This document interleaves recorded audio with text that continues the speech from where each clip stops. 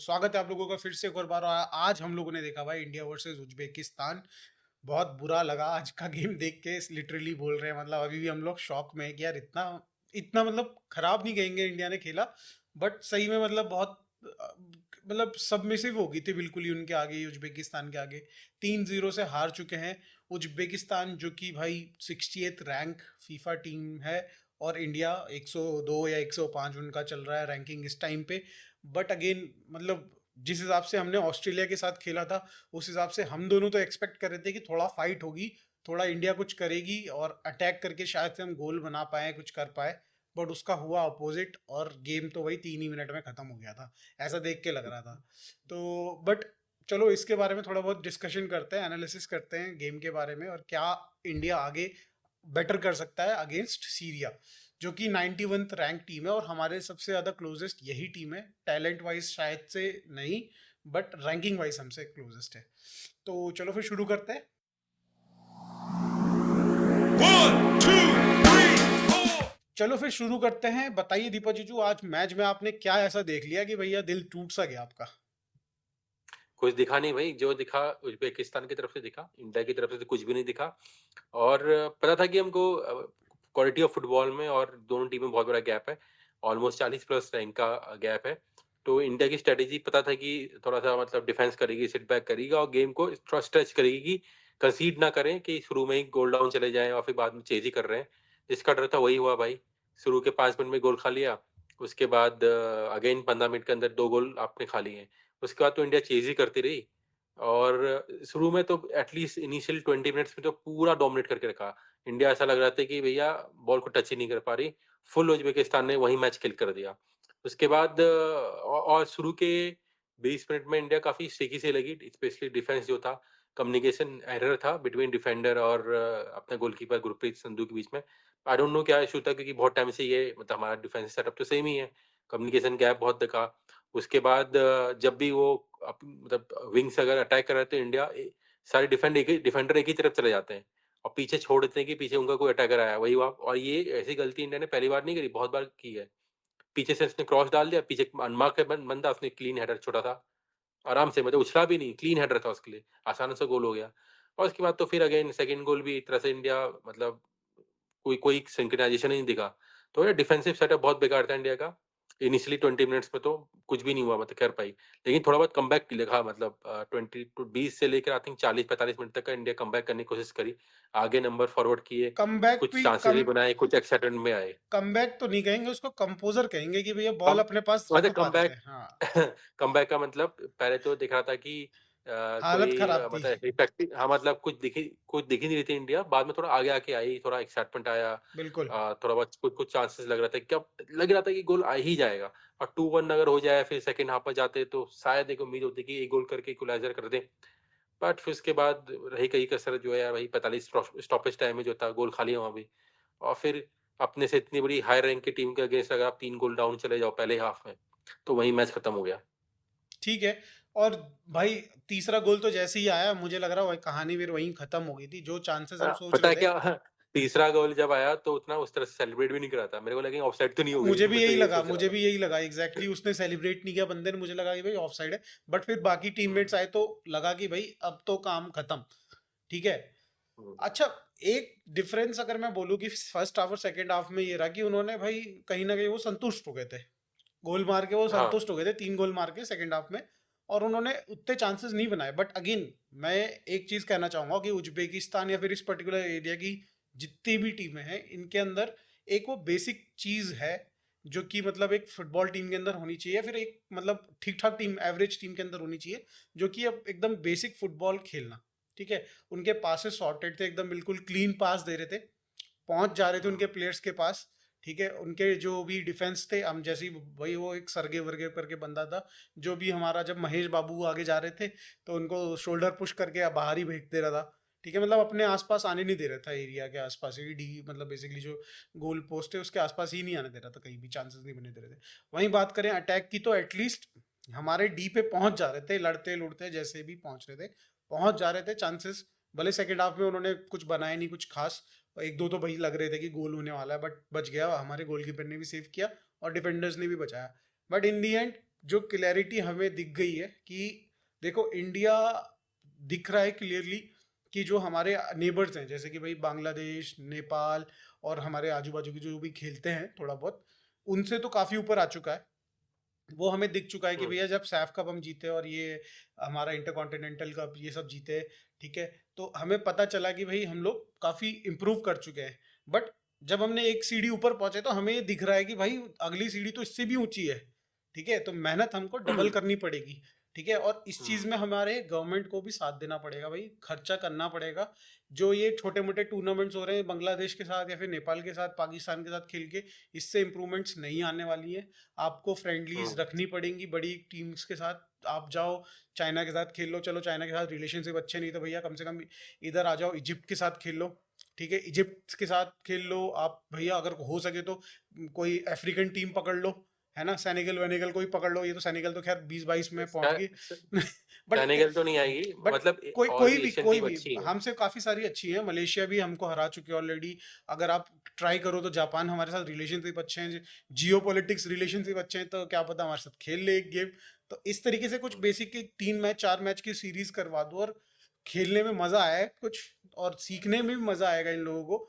तो जो ये मिस्टेक्स हुई हैं ये शायद से कम हो जाएंगी, है ना, मुझे ऐसा कुछ लग रहा है। हाँ, ठीक है तो ये और भी है। हाँ। और एक चीज और है कि जैसे कि बेसिक जो स्किल सेट है, जैसे कि पासिंग, क्लीन पासिंग करना, थोड़ा ऐसा नहीं, थोड़ा अगर आपके ऊपर कोई अटैक कर रहा है तो कंपोजर रख के आप या तो ड्रिबल करो। ड्रिबल तो खैर आजकल बहुत लोग कम प्लेयर करते हैं, और हम डिफेंडर या फिर मिडफील्डर से उतनी एक्सपेक्टेशन नहीं रखते, बट आप नियरेस्ट ऑप्शन देखो किसको पास कर सकते हो।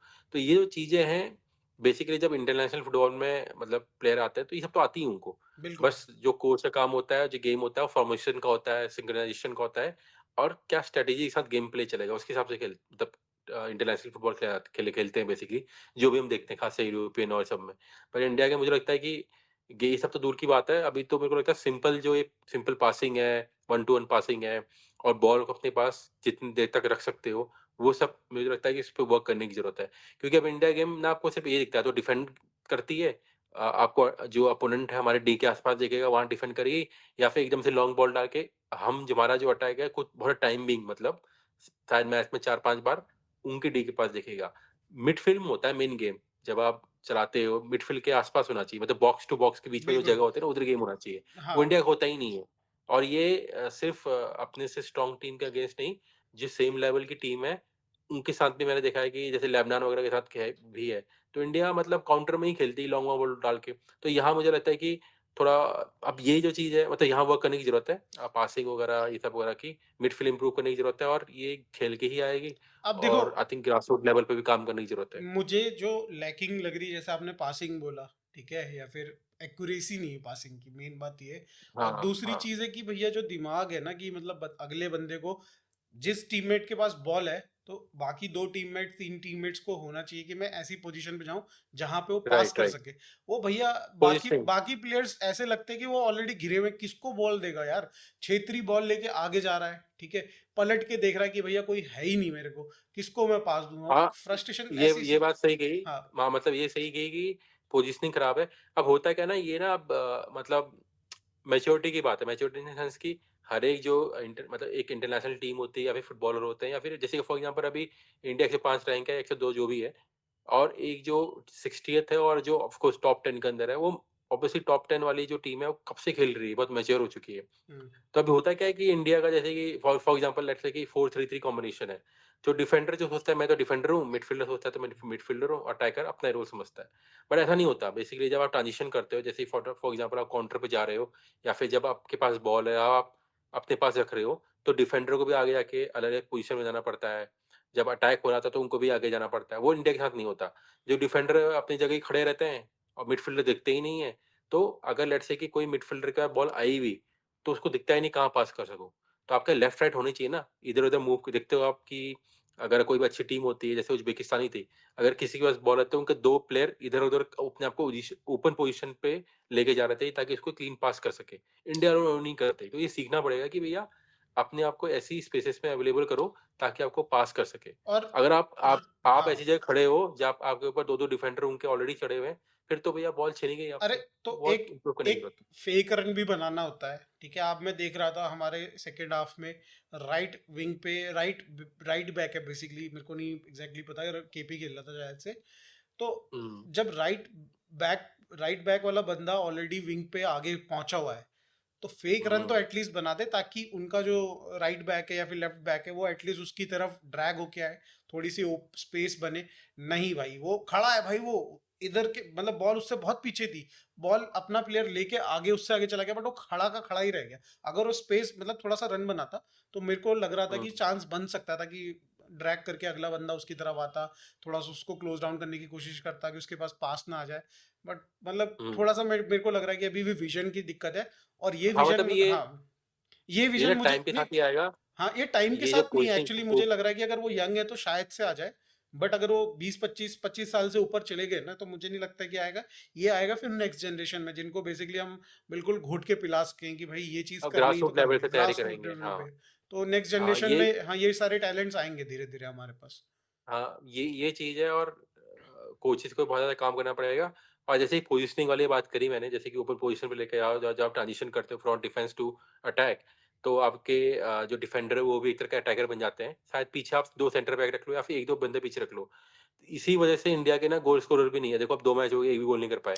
हाँ और हाँ। ये प्रॉब्लम स्कोरिंग की जो प्रॉब्लम है, इसी टूर्नामेंट पे नहीं, इससे पहले भी प्रॉब्लम है। छेत्री ही गोल स्कोरर था, उसका तो वो है ही नहीं कि इसको हम बोलेंगे कि भैया 1-2 गोल तो करेगा ही करेगा। क्योंकि आपके जो अब देखो ना, झिंगन जो है, आपका डिफेंडर जो है, पहला इंटरनेशनल गोल किया था उसने अभी 2-4 मैच पहले। इतना हम टाइम से खेल रहा है। क्यों? झिंगन वो क्योंकि महेश ने किया है। महेश ने नहीं, एक डिफेंडर जो अपना झिंगा था, अच्छा अच्छा, इसमें हाँ नहीं। ठीक है, हाँ पहले हाँ पहले आई हाँ। थिंक ये जो आपके वो होते हैं, फीफा वर्ल्ड कप के क्वालीफायर हो रहे हैं, कौन से थे? हम्म। उसकी बात कर रहा हूँ, तो उसमें क्या था? तो इतने सालों से खेल रहा है, तब जाके गोल किया। तो यही प्रॉब्लम है कि मतलब वही है कि आप सिर्फ टाइगर को बोलते हो कि जाओ, तभी आप गोल करो, हम तो भैया हम डिफेंडर हम क्यों आएँगे इस तरह से। अब हाँ। बस सेट पीसेस में आप आगे आते हो, क्योंकि उसमें तो आना ही पड़ेगा, वो तो सेट पीस है। हम्म। इसीलिए जब पहले भी जितने हमने वीडियो बनाए, हमने कहा है कि इंडिया जब काउंटर में गोल जैसे बॉल आती है काउंटर में, तो इंडिया के नंबर ही नहीं दिखते उधर। सही एक बात 2 है। विंगर दिख जाएँगे, एक क्षेत्री दिख जाएगा, और आउटप्लेड नंबर से मतलब आउटप्लेड हो जाएगा भाई। अगर आप तो एक ही बीच में एक ही बंदा 2-3 इनको चला देंगे, क्या कर लेगा वो? इसी तो वही वाली बात है कि इसी आपको इसी चीज में मुझे भाई अनवर अली की और चांते की कमी नजर आ रही, क्योंकि भैया दोनों प्रोग्रेसिव हुँ, प्लेयर है। अनवर अली जैसे कि हम लोग ने ट्रेंट का रोल देखा है, ठीक है, लिवरपूल में, कि वो हुँ, आगे पुश करता है बॉल को, ठीक है। अनवर अली उतना अच्छा तो नहीं, ऑब्वियसली हम भैया कहाँ कंपेयर करें, बट ये कि उसका जो उसका गेम है वो थोड़ा पासिंग भी अच्छी है उसकी कंपैरेटिवली अगर देखा जाए। झिंगन या फिर हमारे डिफेंस लेवल के जितने भी प्लेयर्स हैं उनसे कंपैरेटिवली उसकी पास काफी बेटर है, ठीक है। तो मुझे हुँ, लगता है कि वो होता तो शायद से हमारा थोड़ा सा एक्सप्लोसिव हो सकता था हमारा अटैक। सिमिलरली चाहते होते हुँ, तो हमारा मतलब एटलीस्ट हैंडल रहता हमारा मिड। अभी जो बहुत ही ज्यादा डरा हुआ सा लग रहा है ना मिड, की भैया बॉल आगे हुँ। फॉरवर्ड ही नहीं ले जाने का ट्राई कर रहा, वो जितना देख रहा है कि अगर सामने बंदा है तो पीछे पास करके मैं गोलकीपर को दे दूं, डिफेंस को दे दूं। बट क्या पता आगे जाते हैं हम और चांसेस ज्यादा बनते हैं, बट चलो ठीक है, आई थिंक ये अच्छा, तो एक चीज़ हाँ। हाँ, एक हम्म। चीज़ और है कि मतलब जिस हिसाब से भी इंडिया फुटबॉल खेल रही है, जो लेवल है, मतलब अगर यही खेलते रही या फिर हल्का-फुल्का भी इम्प्रूवमेंट होता है, तो मुझे लगता है कि इंडिया इधर ही रहने वाली है, आगे नहीं बढ़ पाएगी। वो तो लाइक मैंने 90 से 95 पहुँच जाएगी, 90 से 90 तक पहुँच जाएगी, इससे ऊपर नहीं। वो तो क्योंकि अगर आपको नेक्स्ट नेक्स्ट लेवल लेके जाना है, तो आप मतलब ऊपर मतलब लैडर चढ़ना है, आपको फीफा वर्ल्ड कप के लिए क्वालीफाई करना है, या फिर आपको इस तरह के एशियन जो हमारी चैंपियनशिप है, उसमें कंटेंडर बनना है आगे जाके। इवन आप क्वार्टर फाइनलिस्ट तक बनने की सोच रहे हो, तो आपको यार मैच जीतने पड़ेंगे स्ट्रॉन्ग टीम के अगेंस्ट। और खाली उस सिट बैक करके पाक बस करके यहाँ क्या करोगे, ड्रॉ कर लोगे। और ड्रॉ करके तो जहाँ आपको एक विक्ट्री मिल जाएगी। जैसे कल अफगानिस्तान इंडिया और अफगानिस्तान का मैच हो रहा था ना, वो एक विक्ट्री निकालने वाली बात है, उससे क्या ही हो जाएगा। तो तो ये जो टूर्नामेंट है ना तो वही वाले कि इंडिया को सिर्फ मतलब ऑब्वियसली आपका जो प्रोग्रेसिव गेम प्ले है, मिडफील्ड से जो क्रिएटिविटी है, बॉल को होल्ड करना है, अपने पास रखना है, जैसे मैनचेस्टर सिटी करती है, बॉल को चलाना है, लेफ्ट राइट विंग का यूज़ करना है, ये सब स्किल सीखनी पड़ेंगी भाई, वरना मुश्किल है आगे बढ़ना। मतलब चलो स्किल्स पे तो ठीक है, बट हमें बेसिकली खर्चा करना ही पड़ेगा। गवर्नमेंट को अच्छा स्पेशली ये मैच देखना चाहिए था, तो उनको पता चलता कि भैया अभी इंडिया कहाँ लैग कर रही है। कई सारे कमेंट्स आ रहे थे हाँ, भाई कि भैया क्रिकेट में बुला लो इनको, क्रिकेट में बुला लो। हाँ भाई सही बात नहीं है। एक हम इनको लोग अब होता क्या है ना कि आईएसएल वगैरह में भी देखते हैं कि हाँ, आईएसएल है तो सही। लेकिन आईएसएल में भी क्या होता है कि फॉरेनर प्लेयर खेलते हैं, तो वहाँ ना कमियाँ छुप जाती हैं। वहाँ भी क्या बिल्कुल। होता है कि इंडिया के 1-1, 2-2, 3-3 इस तरह के प्लेयर होते हैं। तो कमियाँ छुप जाती हैं, वहाँ तो गेम ठीक ही ठीक-ठाक दिखता है और फिर वो सेम लेवल के बंदों का भी तो मैच होता है, वहाँ बिल्कुल। कौन-सा बिल्कुल कोई तगड़ी टीम आ रही है, ठीक है, आई तो ये थिंक चीज़ है। अब हम लोगों को डिस्कस करना चाहिए कि आगे सीरिया वाले गेम में क्या करना चाहिए। ठीक है, सीरिया कुछ जो नहीं वही 91 रैंक पे है और उसने ऑलरेडी इस उज़्बेकिस्तान के साथ ड्रॉ खेला है 0-0 के साथ, ठीक है? और ऑस्ट्रेलिया से वो 0-1 से हारी है सिर्फ। तो स्टैट वाइज़ तो वो हमसे काफ़ी बेटर है, 1 पॉइंट उसके पास है, जीडी भी अच्छा है हुँ, उसका।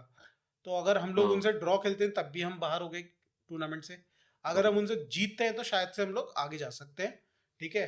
तो क्या स्ट्रैटेजीज़ होनी चाहिए आपके हिसाब से, क्या लग रहा है?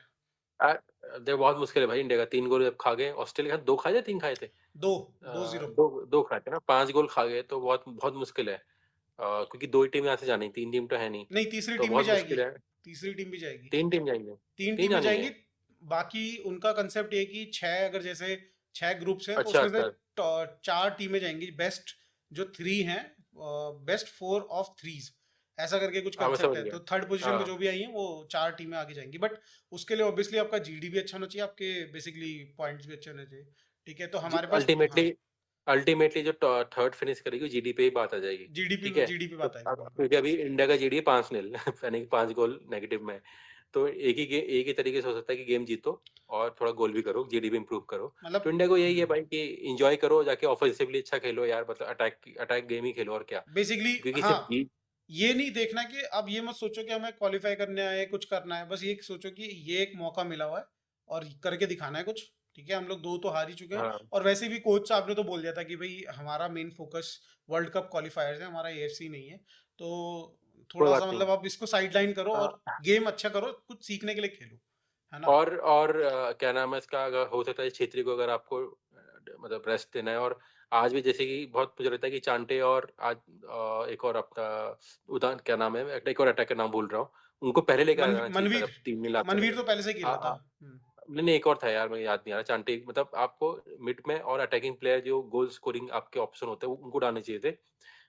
बट वो बहुत लेट में आए, मतलब से हाँ, 70 मतलब समथिंग मिनट में आए, तो मैच खत्म हो चुका था। चांस देने के लिए सीरिया के साथ हाँ। खेला सकते हैं, बिल्कुल। क्योंकि बिल्कुल। अगर आप देखो अल्टीमेटली जैसे बात करें, इंडिया का होल्ड अप वाला गेम तो है भी नहीं। वही चल रहा है, डिफेंस और सीधा उठा के आगे बॉल देगी। ठीक है? तो एक मैच में अगले मैच में ऐसा तो कुछ होने वाला नहीं कि बहुत इंप्रूवमेंट हो जाएगी। ये तो बहुत लॉन्ग टर्म गेम है। तो आप थोड़े जब रखने ही तो कुछ 3-4 गोल स्कोरिंग ऑप्शन रखो कि जो गोल कर सके। बाकी डिफेंस सही करो और उसमें सीधा आगे बढ़ाओ और बिल्कुल। गोल मैक्सिमम जितनी गोल करने की कोशिश है उतनी करो। ठीक हार है, भी गए तो क्या ही हो गया, मतलब वो तो बस क्योंकि जीत 1-0 की नील से कुछ होना नहीं है ना। 1-0 जीत गए तो कम से कम 3-4 गोल करने पड़ेंगे। बिल्कुल। तो आई थिंक आज के लिए इतना ही हम लोगों के लिए। भाई हमको तो थोड़ा-सा निराशा ज़रूर हुई बट हाँ, हमको होप्स पूरी है कि भाई इंडिया ऑब्वियसली अच्छा करेगा। एएफसी में नहीं तो भैया हम वर्ल्ड कप क्वालीफायर्स में अच्छा करने वाले हैं। इम्प्रूव करेंगे हम, यहाँ से कुछ सीख के आगे जाएँगे। हमारी मिस्टेक्स जो हमें पता चली हैं, डिफेंसिवली हमने काफ़ी लैग किया है बट ऑब्वियसली तब तक हम कुछ ना कुछ इसमें सीखेंगे और कुछ ना कुछ हम करेंगे और इसी होप के साथ हम लोग वीडियो को क्लोज़ करते हैं। आप लोगों को वीडियो कैसी लगी प्लीज़ बताइएगा ज़रूर कमेंट में और सीरिया का क्या स्कोर लाइन होने वाला है प्रिडिक्ट करके बताइए और वीडियो को लाइक करिएगा, चैनल को सब्सक्राइब करिएगा। मिलते हैं नेक्स्ट वीडियो में, बाय।